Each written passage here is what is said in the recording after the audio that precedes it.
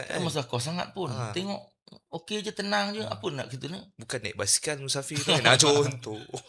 Maknanya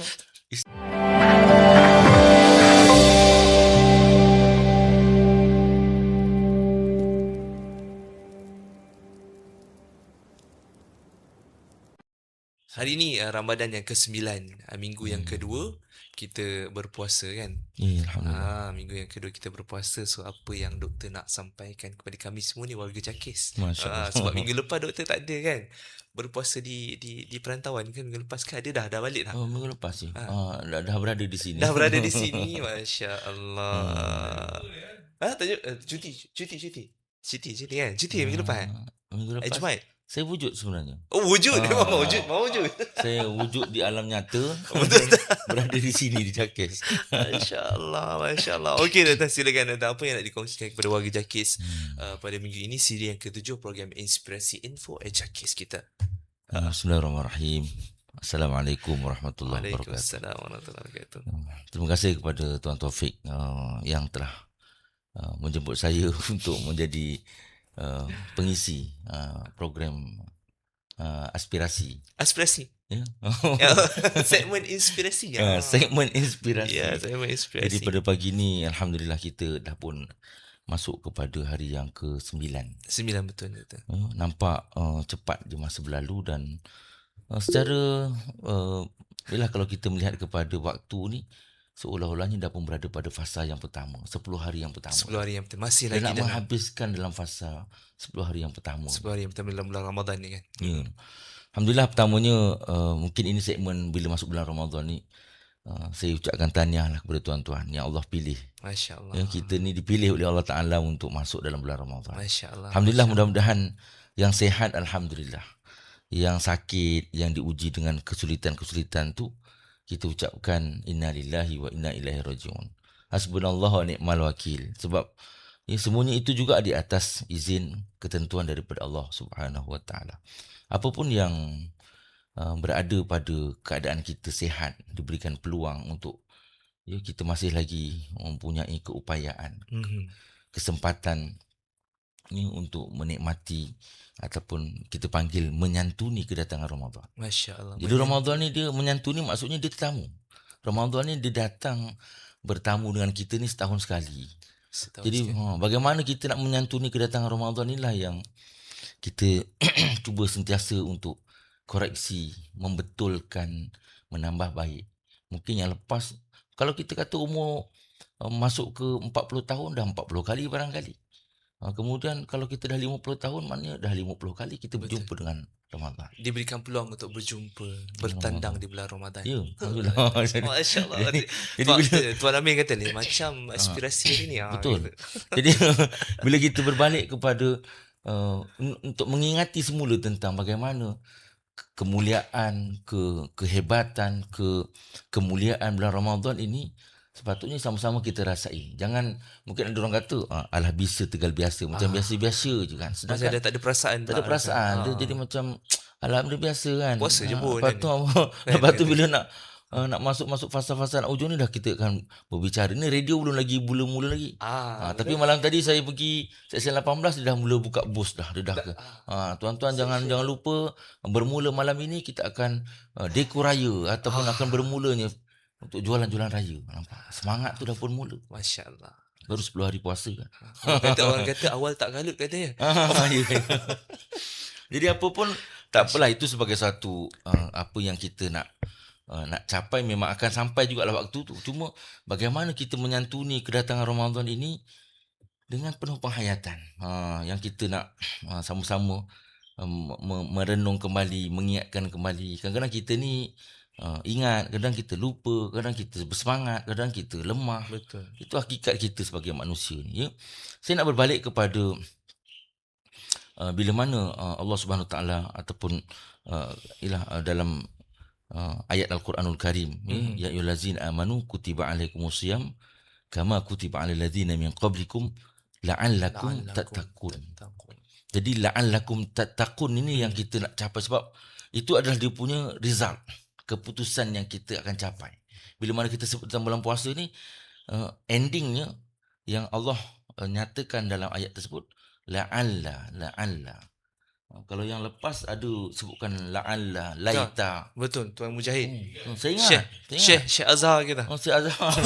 Jadi laita ni maknanya benda yang tak mungkin. Tak mungkin. Laita syabab ya'udu yauman. Contoh kita kata. Tolong terjemah sikit. Tu, Tuan Amin dia faham. Itu yang dulu yang kita nampak. ingat ada tamsilan tu. Maknanya Duduk sini. Oh, tak dengar. Duduk sini. ada tu. Masya Allah. Satu cita-cita yang hanya kosong saja untuk kita kembali ke berzaman kita muda. Angan-angan. Angan-angan saja dan tak akan tercapai pun. Jadi dia kata laita syabab ya'udu yauman, maknanya kita hari ni di fasa kita nak balik semula ke berzaman kanak-kanak hanya angan-angan saja, tak akan balik lagi dah. Nak kata cita-cita pun tak boleh. Tak boleh juga. Nak bercita-cita nak menjadi kanak-kanak balik, tak ada. Tak ada Dia cita-cita. tidak akan mencapai. Itu jadi perkataan laita. Laita. Tapi bila mana la'alla, dia Pasti. lebih menjurus kepada suatu masih lagi ada kebarangkalian. Kebarangkalian. 50-50. 50-50. Kalau ada kesungguhan, dia akan mencapai. Dapat. Masya Allah. La'allakum tattaqun ni yang kita nak berbalik kepada objektif berpuasa tu. Allah letakkan la'allakum tattaqun. Mudah-mudahan kamu akan menghasilkan, akan menjadi orang-orang yang bertakwa. Masya Allah. Jadi inilah yang kita sama-sama merenung lah tuan-tuan ni. Mungkin fasa-fasa kita ni nak mengharapkan la'allakum tattaqun dah jadi hamba-hamba yang bertakwa ni. Kita balik semula, kita menghayati yang berkaitan dengan bulan Ramadan yang kita lalui hari ini. Saya nak berbalik kepada hadis Nabi SAW yang mungkin kita pun sentiasa dengar. Iza jaa Ramadhana futihat abwabul jannah wa ghulliqat abwabun nar wa suffidat asyayatin. Apabila menjelmanya Ramadan, dibukanya pintu syurga, ditutupnya pintu neraka dan dibelenggu syaitan-syaitan. Jadi saya nak sebutkan tentang dibelenggunya syaitan ini, dia ada satu perbincangan. Maknanya di situlah yang hari ini kalau orang kita kata la'allakum tattaqun ni, nak menjadi kita ni bertakwa ni, cabarannya ialah syaitan dan gangguan-gangguan. Sebab nak jadi orang bertakwa ni, dia akan menempuh kepelbagaian ujian dan cobaan. Jadi Betul. kalaulah kita memahami tentang takrif berpuasa dari segi konsep fiqh, hanya menahan diri daripada perkara-perkara yang membatalkan puasa, selesailah fiqh tu. Selesailah, bermakna dia tak perlu nak qada puasa. Dia dah pun mencapai maksud berpuasa dari sudut fiqh. Fiqhnya.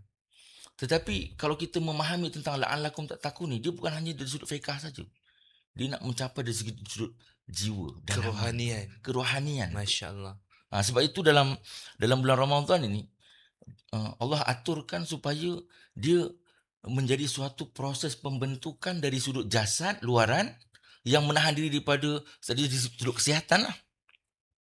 Sihat tu fizikal, jasad.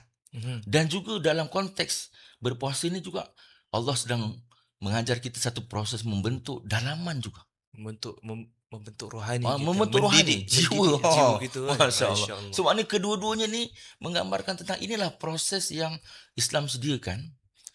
Dan inilah satu yang kita sebutkan tadi.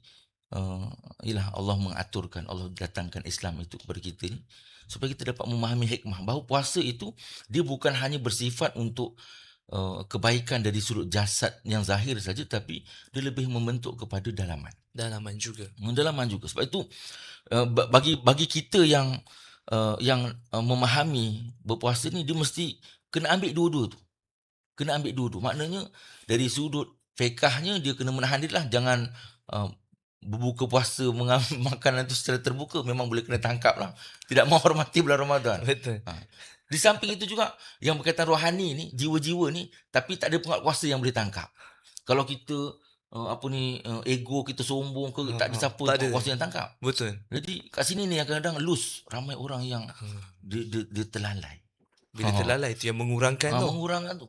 Tak dapat yang nak mendidik rohani tu kan. Ya, tidak dapat nak membentuk rohani tadi. Jadi kedua-duanya inilah yang kita untuk sama-sama kita bermuhasabah. Saya sendiri pun sebagai manusia yang lemah ni, kita akur bahawa mungkin dari sudut jasad kita selesai, tapi kadang-kadang dari sudut dalaman kita ni.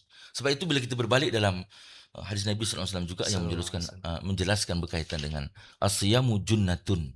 Itu yang kita nak sebutkan tadi berkaitan dengan puasa, itu adalah merupakan junnah. Junnah. Junnah maknanya perisai. Perisai ni tadi dari sudut zahir perisainya betul. Jadi maknanya selagi mana belum sampai waktu berbuka, jangan berani-berani buka. Tahan dulu hawa nafsu selera makan. Let lu, tenang lu.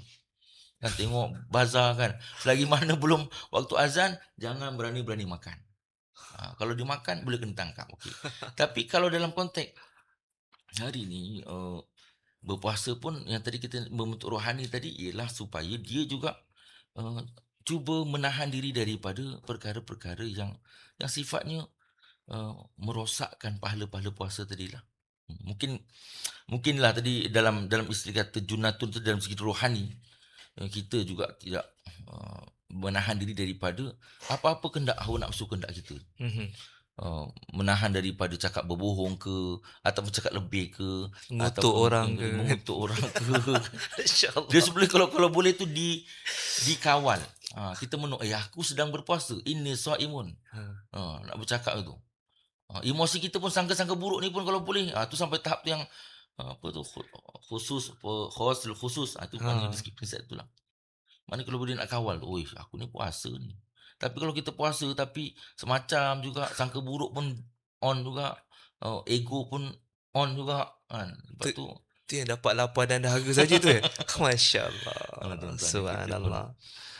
ini antara benda-benda yang Itulah. berbalik tadi. Sebab itu dalam soal Islam ni mengaturkan bahawa berpuasa itu sifatnya ialah di antara kedua-duanya, jasad zahir dan juga batin ataupun jiwa kerohanian itu perlu menghasilkan. Sebab itu dia akan menghasilkan la'allakum tattaqun, maknanya dia sifat insan-insan yang bertakwa ni dari sudut perangainya, daripada zahirnya nampak elok, dan juga yang dalam tu hati juga kena baik, hati yang ialah yang bertakwa, yang tunduk patuh dengan perintah Allah SWT. Jadi asasnya bila mana kita dah pun boleh laksanakan dalam tempoh 30 hari ni, itu yang kita panggil madrasah. Madrasah Ramadan. Maknanya kita sedang membentuk supaya apa-apa yang bersifat Ai. Puasa. Masya-Allah. Maknanya biasanya kita bercakap macam ni, maknanya Allah tegur, dia kata kau cakap je pandai. Tak ada, ada. Itu untuk saya juga tu teguran tu kalau macam tu. Jadi maknanya bila kita dah boleh bentuk dalam tempoh 30 hari nanti, betullah kita boleh akhirnya dengan 30 hari tadi, maknanya akhirnya akan membentuk habit yang baik ini. Sikap dalam tempoh yang baik, 11 bulan yang akan datang. Kita akan membentuk satu akhlak yang baru lah. Ya. Tadi saya dapat satu macam video TikTok ni. Yang daripada saintis Jepun yang dia dapat kononnya dia dapat juta ringgit lah sebab buat satu kajian yang berkaitan dengan maknanya penemuan siapa namanya kita dengan puasa. Bukan puasa. Maknanya hasiat berpuasa tadi ni, dengan kita menahan diri daripada makan minum, rupanya proses itu untuk membentuk jasad kita ni supaya dia berehat. Kalau kita tak berpuasa ni, maknanya kita punya kilang ni berjalan tanpa ada alat ganti yang tak boleh ni. Tapi tanpa bila berpuasa ni, tanpa ada waktu untuk dia baik pulih repair balik dia punya dalaman. Masya-Allah. Rupanya di sebalik itu memang Islam mengajarkan. Cuma orang Islam tak buat kajian. Kita tak tahu. Kita tahu benda tu. Cuma sumu tasihu. Kan, tahu benda tu. Berpuasalah kamu, nescaya kamu akan sihat. Cuma kita tak kaji secara saintifiknya. Secara saintifik. Apa makna yang dia kata sihat tu? Rupanya sihat ni, kilang dalam perut kita ni, dia maknanya ada satu proses nak rehat. Rehat dan ada proses penggantian alat-alat ganti yang baru. Ini secara fitrahnya Allah bentuk dia begitu. Sebab itu diadakan dengan berpuasa ni secara orang rupanya inilah hikmah dia. Kita lambat jumpa hikmah. Kita tak ada hikmah tu, cuma kita tak dibuktikan. Tak dibuktikan. Tak diketengahkan. Tak dijurnalkan. Ya. Bila dijurnalkan bukan setakat dapat benefit kepada badan. Berjuta-juta ringgit dapat. Macam tu lah, tapi tak apalah. Begitulah. Jadi ada lagi ke masa mungkin dah habis kan? Ada. Ke doktor dah habis dah ke? Belum kan? Panjang kalau tengok buku tu ada tiga naskah tadi bawah tu. Saya nak sebutkan tadi lah, Ah, bila ah, ah. dalam bila kita dah membentuk dalam tempoh 30 hari ni, Hmm. maka secara tidak langsung ini satu proses untuk kita repair lah apa yang sepatutnya kita dapat dalam bulan Ramadan, yang akhirnya dia akan membentuk tadi Aidilfitri kembali kepada fitrah, dan kita akan mulakan semula. Jadi Masya masuk bulan Syawal tu kita dah pun berada seperti mana seorang bayi yang memulakan kehidupan yang baru. Dosa-dosa kita pun dah bersih, dan kita punya kesihatan tubuh badan kita pun dah terbentuk dengan satu disiplin makan yang betul, yang baru. kan, yang baru cara. Yalah, maknanya kalau kita sahur ni betul lah makannya kan. Iyalah. Maka tu sarapan pagi lah macam tu lah. Mungkin kita kata biasa kalau tu sarapan pagi. Lepas Mungkin subuh itu lepas nanti subuh kita sarapan pagi makan. lepas subuh kan. Lepas tu, Ini lepas tu sebelum subuh. Kan? sebelum subuh. Ha, Jadi ha. lepas tu ada tempoh masa yang dia kena tempoh bertenang rupanya. Ni kalau kita tak puasa kan, kita pagi pun kita balut. Betul. Lepas tu Pagi tengah hari section kita 6. tengok. Tengah hari pergi bangsa. Masya Jadi Aduh. proses tu dia tak berhenti. Masya Allah. Betul, betul. Okeylah betul. tuan-tuan berkongsi. Jadi Betul. mungkin inspirasi ni dalam sifatnya begitulah tadi. Sebab mungkin saya nak sebutkan tadi di antara perbezaan dibelenggu dengan syaitan. Aha. Di antara apa yang kita nak kaitkan dengan wasufil asyayatin. Dia nak balik semula kepada topik asal tadi. Maknanya dibelenggu syaitan ni, dalam perbincangan ni rupanya kita faham bahawa wasufil asyayatin ni disebutkan tentang maradatul jin. Maknanya adanya yang disebutkan tentang dibelenggu syaitan itu, konsepnya ialah syaitan yang angkuh, yang besar, yang aktif, yang agresif. Jadi ini yang dibelenggu, yang syaitan-syaitan yang kuat-kuat ni. Tapi dari segi konsep nafsu ni, dia masih on. Nafsu tu tak. Nafsu Nafsu tu kita sendiri kan? nafsu tu kita sendiri. Hmm. Jadi kalau syaitan yang besar-besar ni memang wasufil asyayatin, maknanya syaitan yang besar-besar ni yang bersifat agresif ni, dia betul diikat. Tetapi nafsu dia on. Jadi sebab itu nafsu ni dia perlu juga dibentuk. Dibentuk dengan nafsu-nafsu yang baik. Kan kalau kita berbalik dalam fa'alhamaha apa Allah sallallahu Muhammad fa'alhamaha fujur wa taqwa. Yang tu kan? Ayat dia yang Allah dia nak guna wasyamsu wadduhaha wal qamari Tolong Mujahid. wan nahari idza jallaha wal laili idza yaghshaha was sama'i wa ma banaha wal ardi wa ma tahaha wa nafsin wa ma sawwaha wa nafsin wa ma sawwaha fa'alhamaha fujuraha wa taqwaha. Jadi nafsu ni dalam yang itu dipanggil nafsu mulhamah. Nafsu ni pun banyak kan tuan-tuan. Kalau tu ada tengok dalam Imam Ghazali itu ada lebih kurang 7. Yang kita kata nafsul mutmainnah, waktu jadi ada nafsu amarah, nafsu mulhamah. Jadi ada nafsu yang tengah-tengah ni, nafsu mulhamah adalah fa'alhamaha fujuraha wa taqwa. Kadang-kadang datang nafsu yang kita nak semangat nak baik, alhamdulillah. Lepas tu ada juga nafsu yang kadang-kadang nak buat jahat, kita pun buat jahat. Soalan. Apa yang membentuk nafsu tadi tu? Apa yang membentuk? Bila dia jadi baik, tiba-tiba dia jadi baik. Apa yang membentuk tiba-tiba ke? Itulah maknanya bagaimana kita membentuk jiwa kita tu. Kita didik.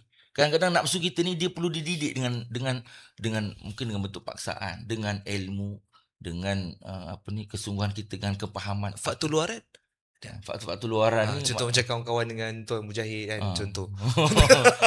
Jadi betul, sekitaran itu juga sangat-sangat membantu supaya jiwa kita ni, sebab itu kalau kita berkawan dengan orang yang sentiasa kumpulan-kumpulan yang berjiwa-jiwa yang baik, maka dia akan membentuk satu disiplin yang baik. Tapi kalau sekiranya kita membentuk persekitaran yang bersifat negatif dan sebagainya, kita pun lemah. Akhirnya jiwa kita tu semakin lama semakin lemah. So cari suasana yang bersifat positif. Ini mana-mana pun kalau jenis psikologi ke akrab ke, dia kata cubalah cari orang kata aura-aura yang positif. Kita mempositifkan situasi. Jangan mencari aura-aura yang negatif. Sebab dia akan membentuk jiwa. Membentuk jiwa ni, nafsu tadi ni.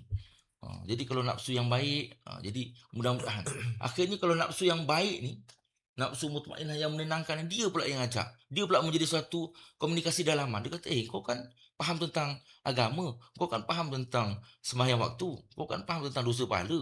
Hanya tu tuan-tuan. Dia pula jadi pengajak kepada kita menjadikan kita yang baik. Masya Allah. Tapi kalau sekiranya nafsu kita tu memang ialah jenis yang agak negatif kan. Relax dulu bos. Relax Ada dulu. lagi. Awal lagi. Relax dulu. Muda lagi. Ah, Relax dulu. alamak. So, ayat-ayatnya macam ni ni. Kadang-kadang secara tidak langsung dia sedang membentuk. Tapi itulah kata dia fa'alhamaha fujuraha wa taqwaha. Tapi Allah bagi satu ayat tu. Qad aflaha man zakkaha Waqad wa qad khaba man dassaha. dassaha. Dalam ayat Quran ni, dalam Allah memberikan pilihan-pilihan itu, tapi Allah sarankan dia sebagai qad aflaha man zakkaha. Allah bagi satu ending. Sesungguhnya berjayalah orang-orang yang zakkaha, menyucikan diri mereka. Wa qad khaba man dassaha, dan rugilah mereka yang memilih jalan yang negatif tadi. Masya Allah. Tuan-tuan. Jadi Subhanallah. memang kalau kita berbalik, contohlah kita kata contoh orang bermusafir sendiri pun kan. Faman kana minkum maridun aw ala safarin fa iddatun min ayamin ukhra. Wallazina yutiquna fidyatun ta'amu miskin. Ataupun itu ayat yang kata faman tatawwa khairan fahuwa khairul lah wa antasumu khairul lakum. So dari segi prinsipnya memang itu untuk pilihan. Kita nak bermusafir ni dia bentuk pilihan. Nak buka ke tak buka? Contoh begitu. Ini kita bab musafir lah. Buat musafir. Ada dapat rukhsah nak buka ke tak? Nak buka ke tak? Tapi bila mana Allah bagi wa antasumu khairul lakum, maknanya kalaulah tak ada apa-apa keperluan pun, tak adalah masyakoh sangat tak masalah kau sangat pun. Tengok okey je, tenang je. Apa nak kita ni? Bukan naik basikal musafir tu. Nak contoh. Maknanya Islam ni dia memberikan satu bentuk pilihan-pilihan itu. Dan di situlah menyebabkan kita ni berfikir, nak cari hikmah tu lah. Kenapa Allah suruh ni? Jadi susah itu sebenarnya kadang-kadang ada orang yang mencari-cari helah untuk membina kesusahan. Sedangkan tak susah pun. Dia pusing 18 kali. Padahal jalan nak pergi ke Allah ya karim. nak pergi Putrajaya situ, dia pergi ke Ulangan, pusingnya tu. Oh ya Allah. 2 minit tuan. Lagi 2 minit. 2 minit kita repak. Apa dia? Ni baru muka di mana tak betul. Alamak. Siri depan, siri minggu depan, siri minggu depan. Allah ya karim. Sonok dengar ni kan. Jadi bila cerita berkaitan dengan ada satu soalan juga mungkin sikit lah. Bila mana boleh ke Ustaz kata ni kita ni bermusafir, lepas tu adakah mesti berniat bermusafir tu dia kena terus boleh berbuka puasa? Ada hari tu saya ada orang tanya. Alamak, susah jawab kat Orang tanya tu, dia kata Ustaz, orang nak buka puasa ni, contohlah dia nak pergi musafir esok. Ni contoh orang nak balik raya. Dia nak balik Kelantan. Dia kata saya ni esok saya tak nak puasa sebab memang saya akan bermusafir esok. Jadi saya akan bergerak daripada sini pukul 9 pagi. Adakah esok pagi tu saya boleh tak berpuasa dah? Pagi-pagi tu saya sarapan dulu. Sebab saya nak musafir. Dia balik naik basikal yang travel kayu basikal tu. Dia niat siap-siap sebab dia kata besok ni aku nak bermusafir. Adakah itu konsepnya? Ataupun sebenarnya ada pendapat yang mengatakan kita ni kena bergerak sebelum daripada terbitnya fajar. Tu yang timbul perbincangan tu. Rupanya dalam mazhab Syafi'i kita kata orang itu perlu bergerak sebelum daripada terbit fajar.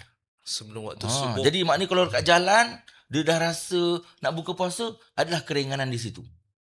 Tapi kuatlah sikit sebab berada dalam keadaan dia rasa betul-betul realiti dia tu susah, barulah dia boleh berbuka puasa. Diberi kekeringanan. Tetapi sebelum dia tu bermusafir lagi, dia tak boleh. Nak senang-senang nak sarapan dulu. Tuan-tuan dia kata memang esok ni aku nak bermusafir. Boleh tak dia nak pagi tu nak berbuka dulu, nak makan-makan dulu, lepas waktu imsak ni dia makan dulu. Faham. Nampak. Nampak maknanya Allah iftah alaik. Allah Masya bukakan hati. Masya-Allah. Alhamdulillah. Jadi rupanya saya pun terfikir, betul juga ya. Padahal kalau kita fikir apa-apa pun kalau sekiranya bermusafir ni patutnya boleh je. Memang dia niat dia nak bermusafir.